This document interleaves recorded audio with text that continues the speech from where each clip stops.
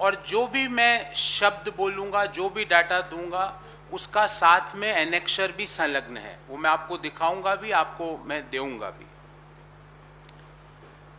जो भगोड़ों से किस तरह पैसा वसूल करने का सरकार का और उनको भगाने का किस तरह का सरकार का एक मोडस ऑपरेंडी है, वो आज आपके सामने रखूंगा। सरकार का एक मॉडल बन चुका है कि देश से एक्सपोर्ट करते हैं भगोड़ों को, और वो भगोड़े वहां बाहर जाके विदेशी धरती से देश को इंपोर्ट करते हैं उन्हीं की कंपनी में बनी हुई वस्तुएं। Exporting fugitives from India, and the same fugitives are importing goods and services, and those goods and services were purchased by government of India.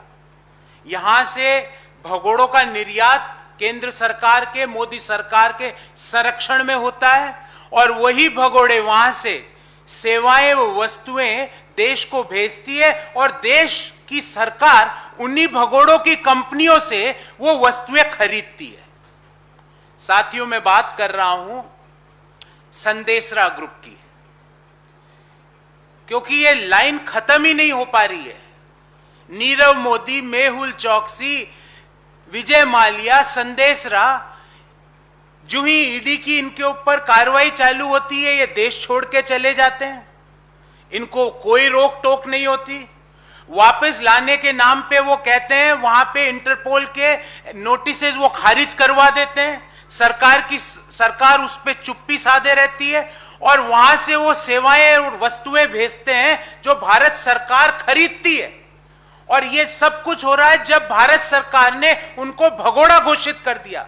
They were termed as fugitive economic offenders by government of India, and the same government of India is purchasing goods and services from fugitives, and I will give you all evidences for that. साथियों, पिछले 7 सालों में public sector bank का पैसा लो, देश के लोगों का पैसा लो, सरकारी संरक्षण में फ्लाइट पकड़ के विदेशी धरती पे जाओ, वहां से बीच पे रेस्ट करते हुए, आराम फरमाते हुए फोटोएं देश को भेजो, और अब एक कदम आगे और हो गया कि वहां से वस्तुएं और सेवाएं देश को बेचो, और देश की सरकार उन भगोड़ों से खरीद रही है। Dupe banks run away with public money, relax at various foreign locations, and now one thing is added, that government of India buys goods and services from these fugitives. देश का मध्यम आय वर्गीय व्यक्ति, निम्न आय वर्गीय व्यक्ति किस तरह से अपनी दिनचर्या चला रहा है, किस तरह से रोज अखबार खोलता है तो 3 चीजों को ढूंढता है कि आज पेट्रोल के दाम कितने बढ़े, आज डीजल के दाम कितने बढ़े, और अगर महीने की शुरुआत है तो इस महीने का रसोई गैस का मेरा तिलक कितने का लगा। उसी समय 15,000 करोड़ से ज्यादा रुपए का चूना लगा के देश की बैंकों को संदेशरा, और 4 लोग हैं, मैं उनका नाम बताता हूं आपको। नितिन संदेशरा, चेतन संदेशरा, दीप्ति संदेशरा और हितेश कुमार नरेंद्र भाई पटेल, इन चारों ने 15,000 करोड़ रुपए का देश को चूना लगाया, देश की बैंकों का पैसा लिया 2017 अक्टूबर में। और ये क्रोनोलॉजी समझिए, नितिन संदेशरा, नितिन संदेशरा, चेतन संदेशरा, दीप्ति संदेशरा और हितेश कुमार नरेंद्र भाई पटेल,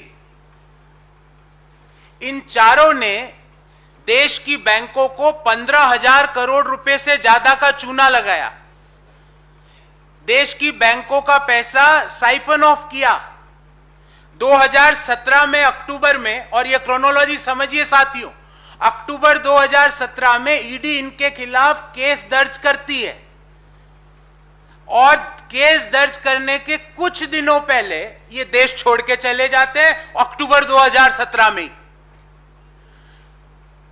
सितंबर 2020 में एक विशेष न्यायालय इन सभी को, नितिन संदेशरा, चेतन संदेशरा, दीप्ति संदेशरा और हितेश कुमार नरेंद्र भाई पटेल को इकोनॉमिक फ्यूजिटिव ऑफेंडर्स बोलती है, मतलब आर्थिक अपराध के भगोड़े इनको घोषित करती है सितंबर 2020 में।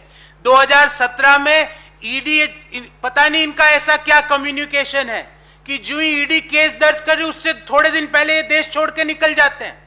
कभी पता लगता है अल्बेनिया है, कभी पता लगता है नाइजीरिया है, पर मैं आज आपको सब बताऊंगा ये है कहां और कर क्या रहे हैं। उस दौरान जनवरी, और ये बहुत महत्वपूर्ण बात मैं बोल रहा हूं, जनवरी 1, 2018 से लेकर 31 मई 2020 तक, अर्थात इस जनवरी से लेकर मई 31, 2020 तक इनकी कंपनी जो नाइजीरिया में है जिसका नाम है सिप्को, SEEPCO, उस कंपनी से भारत की ऑयल PSUs जिसमें IOCL, BPCL, HPCL 5,701 करोड़ का क्रूड ऑयल खरीदती है और ये भगोड़े घोषित हुए हैं।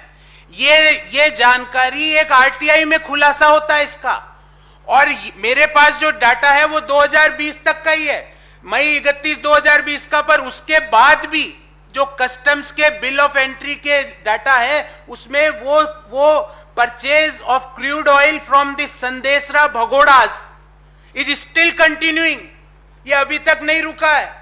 और आपको जान के आश्चर्य होगा साथियों, मेरे रोंगटे खड़े हो गए ये देख के कि एक टैंकर 1 नवंबर 2021 को पारादीप पोर्ट पे आ रहा है, रास्ते में, उसकी डिटेल भी मैंने आपको एनेक्सर 3 में दी है और मैं आपको उसकी डिटेल दिखाना चाहता हूं कि ये इनका टैंकर है। ये मैंने ऑनलाइन इनका पता लगाया कि ये टैंकर कहां है और इसका एक्सपेक्टेड टाइम ऑफ अराइवल क्या है, और इस टैंकर का एक्सपेक्टेड टाइम ऑफ अराइवल है पारादीप पोर्ट में 1 नवंबर को। और ये कौन भेज रहा है? ये टैंकर, इस शिप का नाम है सिप्नोस। ये सिप्नोस शिप में किसका तेल है? ये सिप्को कंपनी का तेल है। ये सिप्को किसकी कंपनी है नाइजीरिया में? ये सिप्को संदेशरा बंधुओं की कंपनी है जिनके नाम आर्थिक भगोड़े हैं। और मैं आपको एक और पेज दिखाना चाहता हूं, बहुत महत्वपूर्ण है। ये सिप्को की वेबसाइट से लिया है मैंने ये पेज। इस सिप्को में लिखा हुआ है कि जो क्रूड ऑयल, जिसका नाम, उस क्रूड ऑयल का नाम है ओक्यूबॉम, OKWUIBOME, ओक्यूबॉम। ये ओक्यूबॉम नाम का क्रूड ऑयल सिर्फ सिप्को बेचती है। ये इसका सिप्को की वेबसाइट से मैंने ये आपको अटैच एनेक्सर 2 में डाला है। आप भगोड़े घोषित करने के बाद भी उससे खरीदे जा रहे हो। ईडी केस दायर करता है, उसके बाद भी 5,800 करोड़ रुपए का तेल आप उससे खरीदे जा रहे हो।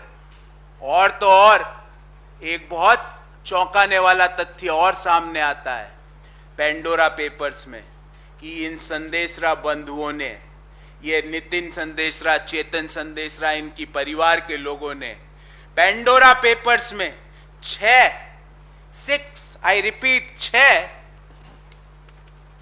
शेल कंपनियां बनाई। और ये अभी एक समाचार पत्र ने इसका पर्दाफाश किया कि नवंबर 2017 से लेके अप्रैल 2018 के बीच 6 ऑफशोर कंपनियां बनी है इन संदेशराज की, और उन ऑफशोर कंपनियों से देश का पैसा वहां पे डाइवर्ट हुआ है टैक्स हेवंस में। और ये सब कब हुआ? 17-18 में, जब ईडी ने केस फाइल कर दिया था। ईडी का केस फाइल हुआ है, भारत सरकार उसको खरीद रही है। ये रिश्ता क्या कहलाता है? ये रिश्ता ऐसा क्या है कि ईडी के नोटिस के कुछ क्षण पहले संदेशरा बंधु देश छोड़ के चले जाते हैं? ये रिश्ता क्या कहलाता है कि ईडी के नोटिस के दौरान 6 ऑफशोर कंपनियां बनती है और उस ऑफशोर कंपनियों में राउंड ट्रिपिंग के द्वारा देश का बैंकों का पैसा, आपका पैसा, सार्वजनिक क्षेत्र के बैंकों का पैसा, मेरा पैसा, मध्यम आय वर्गीय व्यक्ति का पैसा, निम्न आय वर्गीय के व्यक्ति का सेविंग डिपॉजिट, वो पैसा देश के बाहर जाता है। और अब वही पैसे से बाहर जाके तेल खरीदा जाता है। उस तेल का नाम है ओक्यूडोम क्रूड ऑयल। ध्यान रहे, ये ऑक्यूडोम सिर्फ संदेशरा बंधु ही नाइजीरिया से भेजते हैं, इसकी पूरी डिटेल्स मैंने आपको दी है। और 1 जनवरी 2018 से लेके 31 मई 2020 के बीच 5,701 करोड़ रुपए का तेल भारत की सार्वजनिक क्षेत्र की कंपनियां, और ये आरटीआई भी मैं आपके साथ संलग्न कर रहा हूं, इसमें साफ लिखा हुआ है कि कितना तेल कब खरीदा गया, कौन सी ब्रांड का, नाइजीरिया से, और इसका आप टोटल करेंगे तो 5,701 करोड़ रुपए का।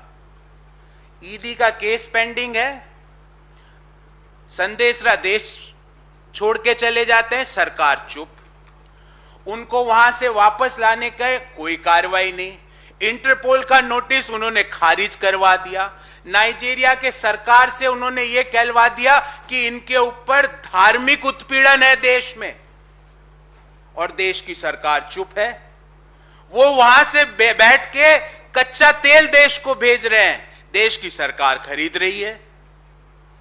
और ना केवल ये खरीदारी 31 मई 2020 तक की चली, आज भी, और ये इसका डेटा है कि ये सिफनोज नाम की शिप ये नाइजीरिया के पोर्ट से चल चुकी है, इसकी आप ट्रैकिंग करेंगे तो अभी की इसकी लोकेशन आ जाएगी, ये एक्सपेक्टेड टाइम ऑफ अराइवल भी पता लग जाएगा, इस शिप का कंसाइनर कौन है और कंसाइनी कौन है वो भी आप देख लेना, मैं आपको संलग्न दे रहा हूं, और वेबसाइट पे आप भी चेक कर सकते हैं। एक मैं आपको सवाल का जवाब दूंगा। इस शिपनोस नाम की शिप कहां पर है, इसकी क्या लोकेशन है, ये तेल लेके कहां से चली, ये कौन से पोर्ट पे आएगी, कितने तारीख को आएगी, इसकी डिटेल पेज नंबर 5 और पेज नंबर 6 पर है मेरी प्रेस रिलीज के, पेज नंबर 5 और 6 एनेक्शर 3, उसमें पूरी डिटेल है, आप इसको पढ़ेंगे तो। एनेक्शर 1 में वो सारी डिटेल है जो आरटीआई के थ्रू पता लगी कि देश की सरकार ने, आईओसीएल, बीपीसीएल, एचपीसीएल ने, इन तीनों पब्लिक सेक्टर कंपनीज ने, पेट्रोलियम मंत्रालय ने, देश की सरकार ने 5,700 करोड़ रुपए से ज्यादा ऑक्यूम्बॉफ, जो कच्चा तेल की एक ब्रांड होती है जो सिर्फ सिपको, और सिपको कंपनी है संदेशराज की, उससे खरीद रही है, उसकी डिटेल आरटीआई के खुलासे में सामने आई। और ये जो ऑक्यूम्बो जो कच्चा तेल है ये सिर्फ सिपको बनाती है, ये सिपको अपनी वेबसाइट पर लिख रही है, ये एनेक्शर 2 में है। अब इस बाबत में हमारे 3 सवाल हैं। नंबर 1,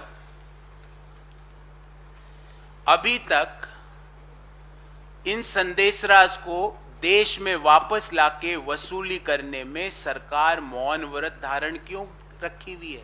ये वैसा ही मौन व्रत है जब आशीष मिश्रा खुलेआम जीप के टायरों के नीचे अब किसानों को रौंदता है, दिल्ली में बैठी सरकार मौन व्रत पे है, वैसा ही ये मौन व्रत है।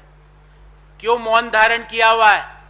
हमारा पहला सवाल है कि क्या बैंक्स और सेंट्रल एजेंसीज देश के अन्य जो लोन के डिफॉल्टर्स है उनसे भी ऐसा ही बर्ताव करती है? आप, मैं, हम जैसे मध्यम आय वर्गीय व्यक्ति, निम्न आय वर्गीय व्यक्ति अगर 1 महीने भी ईएमआई चुकाने में देरी कर देते हैं तो बैंक के लोग हमारा मकान कुर्क कर लेते हैं। ये यहां से 15,000 करोड़ रुपया लेके नाइजीरिया में आराम फरमा रहे हैं। वहां की सरकार कह रही है कि इनको हमें भेजेंगे भी नहीं। भारत की सरकार उनको वापस लाने के लिए मौन बैठी हुई है। इंटरपोल के जो इनको गिरफ्तार करने के जो नोटिसेस थे वो इन्होंने खारिज करवा दिए। यहां तक तो सबने किया, नीरव जी ने भी किया, हमारे मेहुल भाई ने भी किया, पर ये उनसे एक कदम और आगे चले गए। वो वहां से व्यापार कर रहे हैं और भारत की सरकार को माल बेच रहे हैं।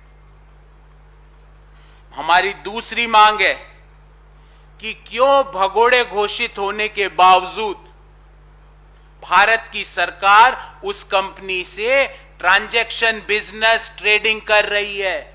यह रिश्ता क्या है? किसका दबाव है? देश जानना चाहता है। 15,000 करोड़ रुपए से ज्यादा देश के लोगों के पैसे लेके भागे हुए व्यक्ति से देश की सरकार व्यापार कर रही है।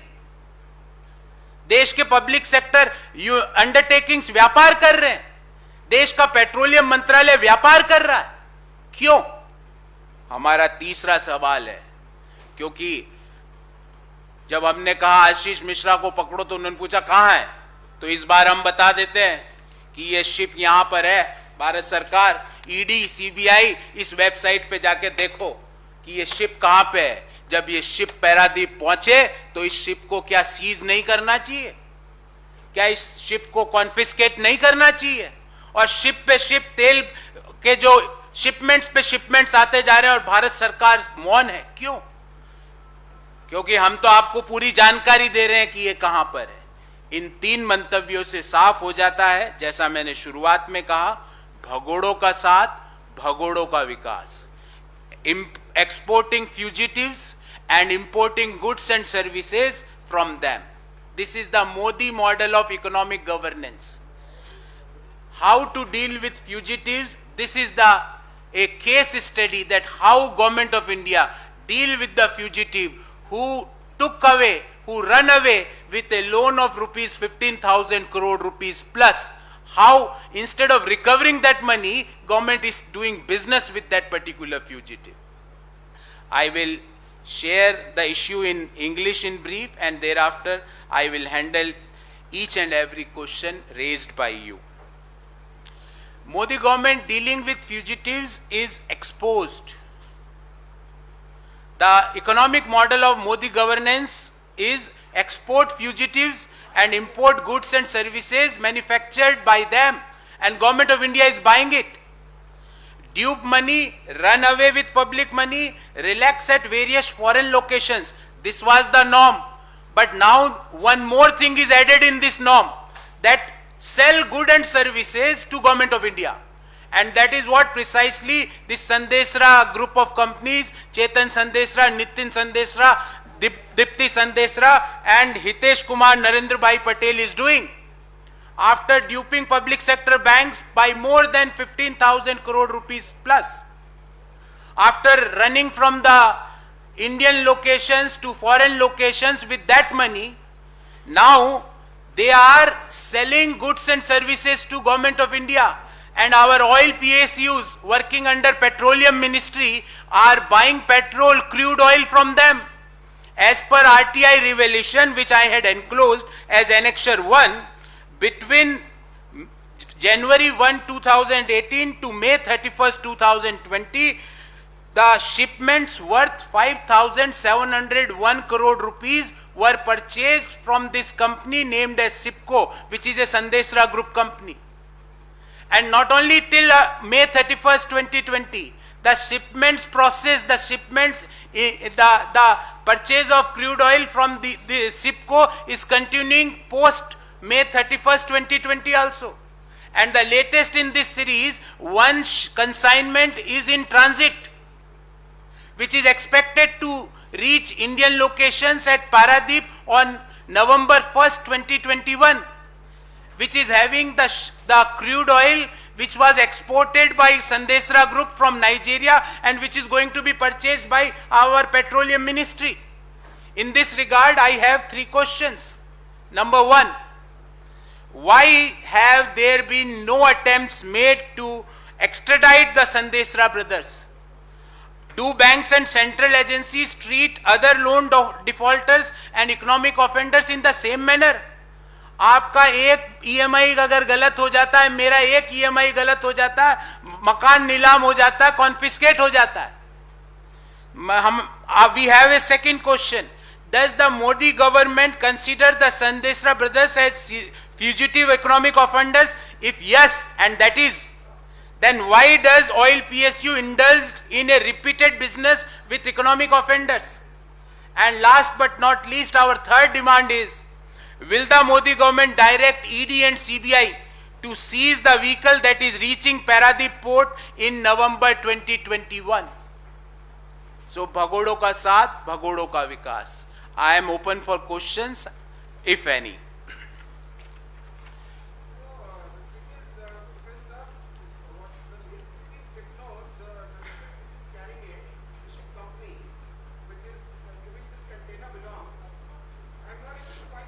I am giving. You please refer Annexure 3. Okay, now please try to relate what I am saying on Annexure 3, page number 5. Reported destination Nigeria, Tulja. Tulja Bhavani is the port, offshore port of SIPCO. So from there this shipment had started. Okay? Sifnos is the name of ship. Sifnos took this consignment from Tulja Bhavani. Tulja is the name of offshore port which is owned by SIPCO company. And you can see here on the same page, India Paradeep, expected ETA means expected time of arrival. Okay? On November 1, 00:30 hours. Okay? And this is the speed which is not directly related to us. Now, the current position of Sifnos, please turn the page, move to page number 6. Okay, move to the next page. Page number 6 of the same file. The current position of Sifnos is at South Africa at coordinates at 33.51 southward, 17.69 east. Reported 27 days ago by AIS. The vessel is en route to India. The vessel Sifnos is a crude oil tanker and currently sailing under the flag of Liberia. Now, this Tulja Bhavani is a port owned by SIPCO. So, Tulja Bhavani से अगर कोई तेल जाएगा कोई ship में तो वो सिपको संदेशरा की कंपनी का ही जाएगा। और ये जो तेल आएगा यहाँ पे पैरादीप में, आप और मैं तो तेल खरीद नहीं सकते ना भाई साहब, क्रूड ऑयल, वो तो हमारी PSUs ही खरीदेगी। मैं उस पे भी आ रहा हूं, आपको उस पे भी बता रहा हूं। अब आप एनेक्शर नंबर 1 पे आ जाइए। Annexure number 1, point number 1, import details of Okwuibome crude oil from Nigeria. और ये ऑक्यूबॉम सिर्फ सिपको बनाता है, ये ग्रेड है, जैसे अपने ग्रेड होता है petrol, highly refined, super petrol, normal petrol. ये Okwuibome is the name of crude oil. ये ऑक्यूबॉम सिर्फ संदेशरा बंधुओं की कंपनी बनाती है और यहां नाइजीरिया से इतना आया है। आप इनको देखेंगे, इस सबको टोटल करेंगे तो ये 5,700 कुछ करोड़ रुपया जो मैंने आपको बताया वो निकलेगा। Is a oil tanker owned by Sandesara group. ये ऑयल टैंकर कैसे होता है आपको, मतलब I will narrate in 10 seconds. नहीं, क्योंकि आपको समझना जरूरी है। पहले छोटे वेसल से मिड सी में तेल ट्रांसफर होता है, तो वहां पे एक स्टेशन शिप्स होते हैं। स्टेशन शिप है वो तुलजा भवानी जो संदेशरा ग्रुप का शिप है। उसके अंदर पहले तेल छोटे टैंकरों से मिड सी में उसमें आता है, फिर मिड सी से ये गया सिफनोस में।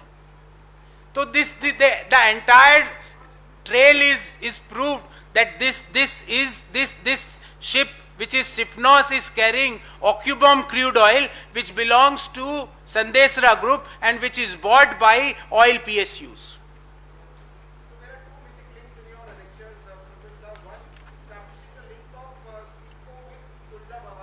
Okay. Okay.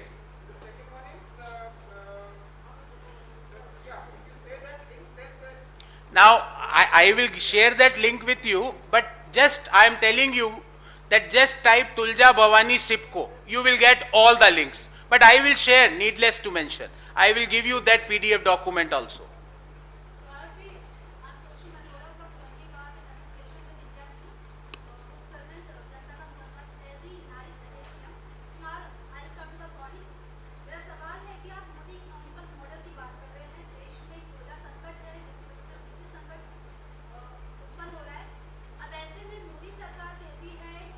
मैम कोयले का मैं जवाब दे दूंगा। Anything to do with this PC I will answer first of all, but I will answer your question, important question, believe me, in the same PC, in today's PC I will answer your।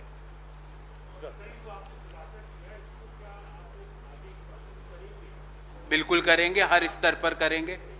Her political parties का क्या तरीका होता है pursue करने का, हम आज इसको एक सनसनीखेज खुलासा है। मेरे को भी आश्चर्य हुआ क्योंकि मुझे उम्मीद नहीं थी कि भगोड़ों से तेल खरीद लेगी भारत सरकार। इकोनॉमिक ऑफेंडर्स 15,000 करोड़ रुपए लेके भागे हुए लोग, हमारे ही पैसे से हमको ही वापस तेल मिल रहा है, पैसे हमारे लेके भागे, वो वहां से वही तेल खरीद के हमको वहां पे हमारे ही पैसे पे प्रॉफिट भी कमा रहे हैं। तो हम इसको बिल्कुल परस्यू करेंगे, पॉलिटिकल लेवल पे भी करेंगे, पार्लियामेंट के लेवल पे भी करेंगे, पर आज हम सरकार से पूछना चाहते हैं कि हमारे सवालों का क्या जवाब है। हर स्तर पे करेंगे, संसद से लेके सड़क तक हर लेवल पे करेंगे। पर today is the first press conference on this issue. Being the first press conference, we want that government of India, honorable finance minister and honorable prime minister of the country should respond कि संदेशरा से आपका ऐसा क्या दोस्ती है, आपका क्या रिश्ता है जो आप इनको इतना विश्वास करते हो। तो that is what we want to say कि भगोड़ों का साथ, भगोड़ों का विकास, that is your economic model, and I am giving you all statistics and all documents based on my own research on this issue. Anything on this? Yes.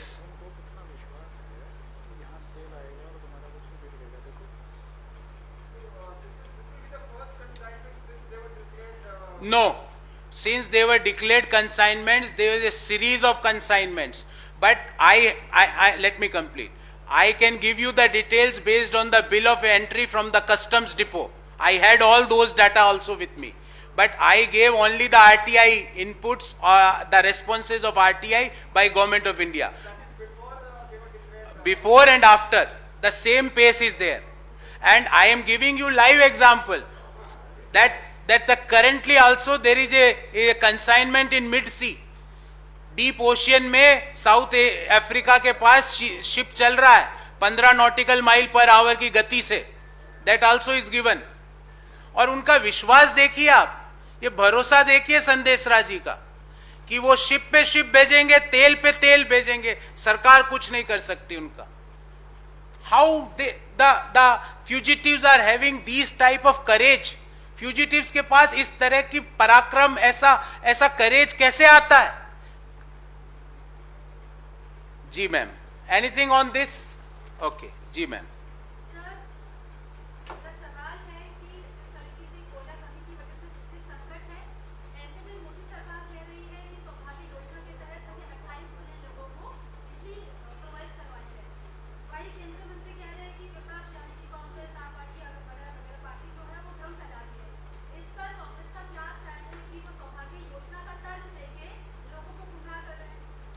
देखिए, कोयले का issue बहुत महत्वपूर्ण इश्यू है और इसको भी मेरे पास पूरा डाटा है, मैं आपके साथ शेयर करना चाहता हूँ।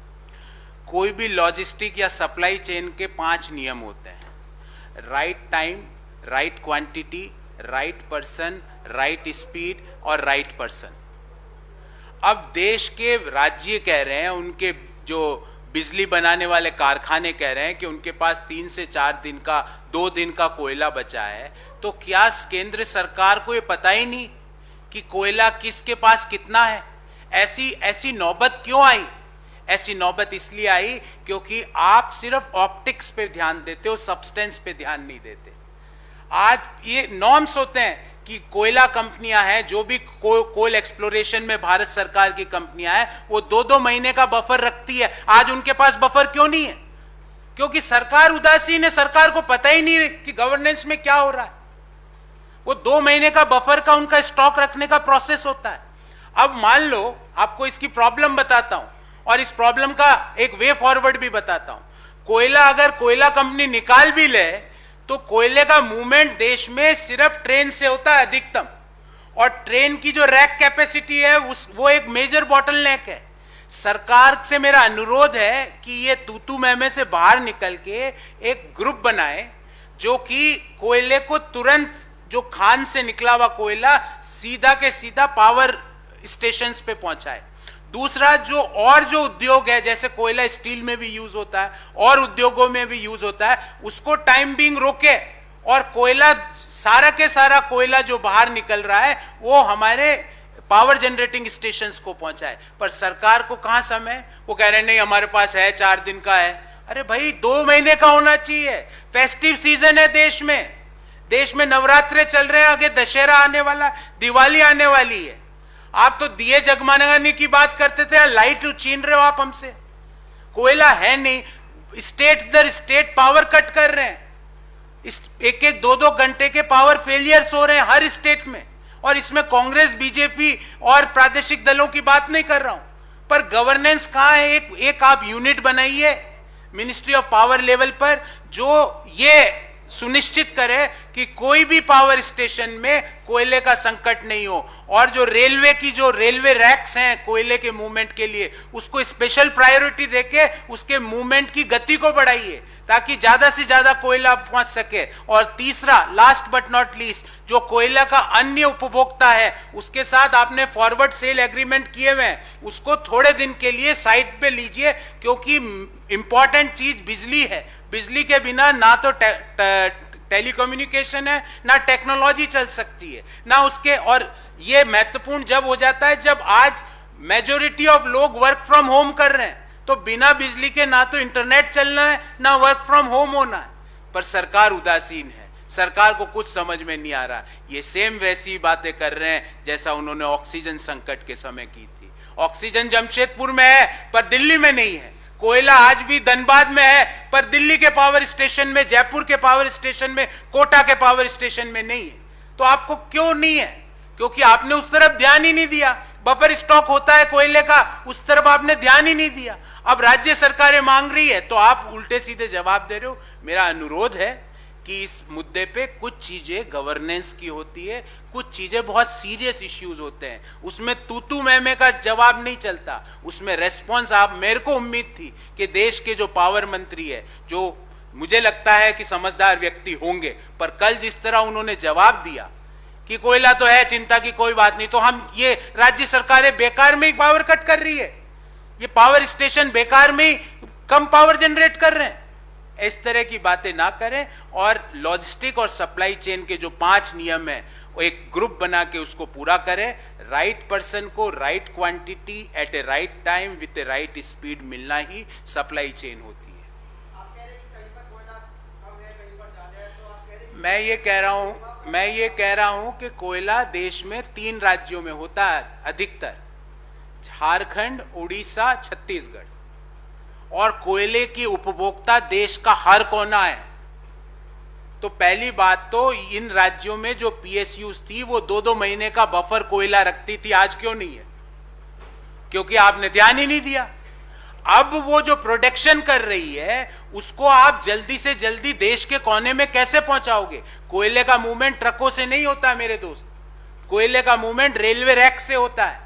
तो कैसे आप ज्यादा रेलवे रैक, और अचानक से आप रेलवे रैक इमीडिएटली 2 दिन में बना नहीं सकते कोल के रैक्स, तो आप इन्हीं रैक्स को किस तरह मूव करो, तेज मूव करो, इनकी फ्रीक्वेंसी और मूवमेंट को बढ़ाओ, इनका जर्नी टाइम को रिड्यूस करो, यही करोगे तो काम होगा।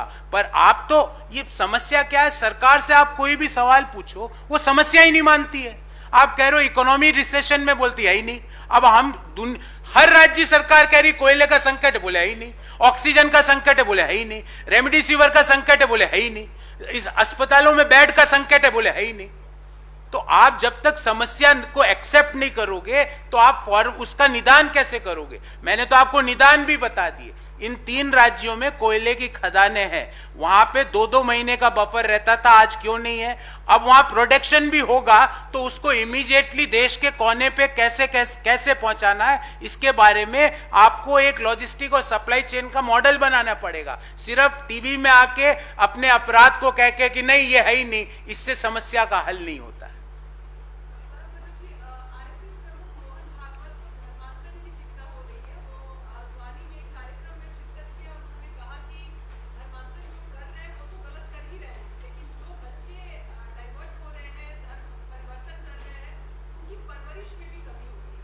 मुझे लगता है चुनाव बहुत नज़दीक है, उनके वक्तव्य से मुझे ऐसा लगा कि बहुत जल्दी चुनाव आयोग चुनावों की घोषणा करने वाला है, क्योंकि जब भी इस तरह के बयान आते हैं चुनाव पूर्व, अब थोड़े दिन बाद वो एक और बयान देंगे कि दलितों को जो आरक्षण मिल रहा है वो भी गलत है, वो ऐसा भी बयान देते हैं चुनाव से पहले। तो चुनाव आ रहे हैं, मेरा उनसे पूछना है कि आप तो होल्डिंग कंपनी हो, RSS is a holding company, BJP is a subsidiary of A holding company. तो होल्डिंग कंपनी के चेयरमैन से मैं ये पूछना चाहता हूं कि आप ये बताइए कि आप उत्तर प्रदेश में या उत्तराखंड में या देश के अन्य राज्यों में गवर्नेंस के क्या मानक है?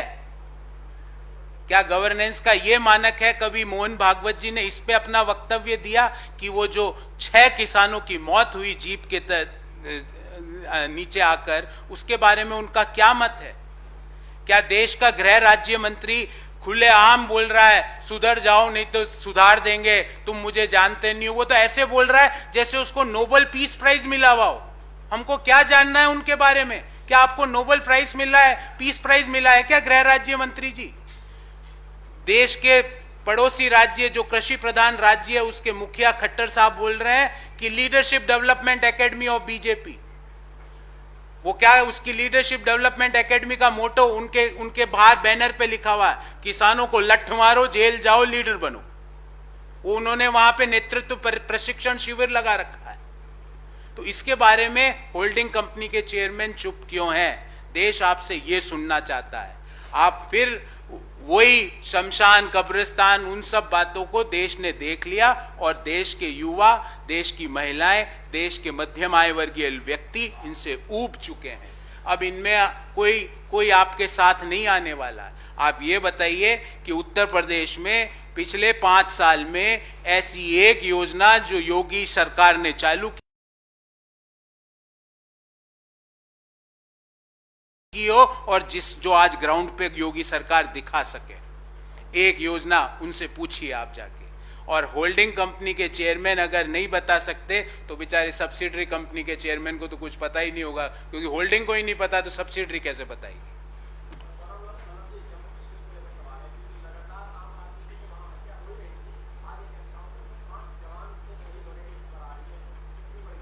देखिए, मेरे को आपके प्रश्न का मैं आप ही से सुन रहा हूं कि 5 लोगों की शहादत हुई है। ये घाटी फिर से जल रही है। क्यों जल रही है? क्योंकि केंद्र की शासन है वहां पर, कोई राज्य सरकार तो है नहीं। डायरेक्टली क्यों इस तरह की घटनाएं बढ़ती जा रही है? अभी कुछ दिनों पहले निर्दोष टीचर को, निर्दोष लोगों को फिर मौत के घाट उतार दिया गया। क्यों जल रही है? आपने तो बहुत बातें करी थी 370 के बाद। मेरा तो एक सवाल है और मैं आपके माध्यम से सभी लोगों से पूछना चाहता हूं, क्या 370 हटने के बाद एम्प्लॉयमेंट घाटी में बढ़ा? क्या कैपिटल इन्वेस्टमेंट घाटी में बढ़ा? क्या एफडीआई घाटी में ज्यादा आई? क्या टूरिज्म कश्मीर, जम्मू, लेह में ज्यादा है क्या? और इन सभी सवालों का उत्तर है ना ना ना, क्योंकि मेरे पास डाटा है। The employment level got reduced, the capital inflow in the Jammu, Kashmir and Ladakh got reduced in comparison to the pre-370 era। तो इसका मतलब आप जो भी करते हो वो सिर्फ पॉलिटिकल इश्यूज के कारण करते हो, पॉलिटिकल कारणों से करते हो। आपका गवर्नेंस पे, लोगों की जीवन में सुख समृद्धि लाने का कोई उसमें आपका दृष्टिकोण नहीं होता है। और आज आतंकवादियों की घटनाएं, जिस तरह से आतंक की घटनाएं बढ़ती जा रही, और क्योंकि जम्मू कश्मीर में राज्य सरकार नहीं है, केंद्र सरकार ही वहां शासन चला रही है, उनके पैरों तले ऐसी घटनाएं हो रही है। याद करिए, बोला गया था नोटबंदी के बाद टेररिज्म खत्म हो जाएगा। कहां गए वो बोलने वाले? कहां है वो? आजकल तो बनारस में भी नहीं दिखते वो। कहां है वो जो 1 फोन कॉल अवे है? किसानों के कौन से नंबर पे बात करे किसान? एक नंबर दे दीजिए ताकि वहां बात कर सके 1 फोन कॉल अवे वाले व्यक्ति से।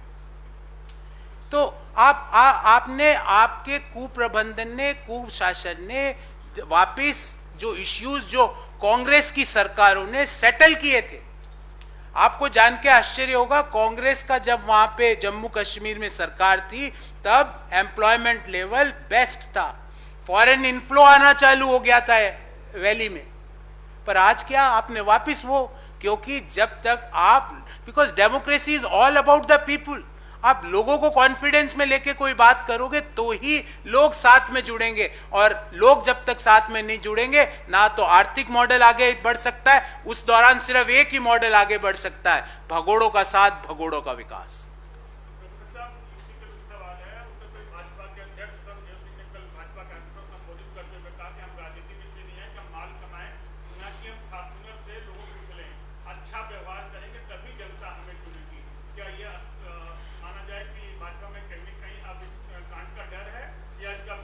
नहीं, ये तो भाजपा अध्यक्ष ने स्वीकार लिया, ये तो स्वीकारोक्ति है। This is an acceptance note that किन लोगों ने उनको मारा, बेगुनाह किसानों को मारा, और किस तरह देश को बरगलाया गया। पहले ये बोला गया गाड़ी हमारी नहीं है, फिर बोला गया गाड़ी हमारी पर हम नहीं है, फिर बोला गया हम है पर हम दूसरी जगह थे, फिर बोला गया हम दूसरी जगह भी नहीं, हम पहली जगह थे, फिर बोला गया हम निर्दोष हैं, फिर बोला गया कि हम आज 10 बजे मिलने जाएंगे पुलिस से। ये कानून के शासन में मैंने तो ऐसा नहीं सुना। मेरी जितनी ज्ञान है कानून का, क्योंकि मैंने कानून की पढ़ाई की हुई है, मेरा जितना ज्ञान है कि 302 की जब एफआईआर होती है तो जो दोषी है, जो आरोपित है, उसके माँ बाप को पुलिस 2 घंटे बैठा देती है, वो 10 मिनट में तोते की तरह बोलने लग जाते हैं कि आरोपित व्यक्ति कहां बैठा है, कहां छुपा हुआ है। क्या पुलिस, और क्यों पुलिस नहीं बुला पा रही, इसमें पुलिस की गलती नहीं, पर गृह राज्य मंत्री को पुलिस कैसे बैठाए? क्योंकि कैडर कंट्रोलिंग अथॉरिटी पुलिस अफसरान की गृह मंत्री होती है। वो कैसे बैठाए उस व्यक्ति को जिसको सैल्यूट मार रहे हैं, और फिर उसको बैठा दे अपने ताने में? इसीलिए हम बार बार मांग कर रहे हैं कि जब तक गृह राज्य मंत्री अपने पद पर है, कोई भी जांच न्यायिक जांच नहीं हो सकती, तो पहले उसको बर्खास्त करें। दूसरा, सुप्रीम कोर्ट की 2 जजों की अध्यक्षता में टाइम बाउंड, ऐसा नहीं देखेंगे करेंगे, टाइम बाउंड इसका मुद्दे का निस्तारण करे, ताकि देश के लोगों में न्याय व्यवस्था के प्रति सम्मान और विश्वास बढ़े। जी, बहुत बहुत धन्यवाद आपका।